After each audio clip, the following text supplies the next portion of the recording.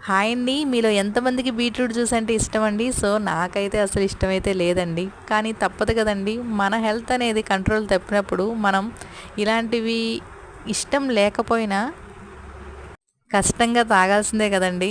So, అయితే daily juice తాగినా కూడా చాలా మంచిదండి. కానీ జ్యూసులైతే మేము చాలా తక్కువండి చేయడం. అయితే నేను ఈ బీట్రూట్ జ్యూస్ అనేది ఎలా చేస్తానో మీతో నేను షేర్ చేసుకుంటానండి. 2 చిన్నవి బీట్రూట్స్ అనేవి తీసుకున్నానండి. చిన్న చిన్న ముక్కలు కట్ చేసుకున్నాను. మిక్సీ జార్‌లో వేసుకున్నాను. తర్వాత అందులో చిన్న బెల్లం ముక్క వేసుకున్నానండి. నేను ఎప్పుడైనా సరే జ్యూసులు చేసినప్పుడైతే షుగర్ అయితే యాడ్ చేయనండి. బెల్లమే యాడ్ చేస్తాను.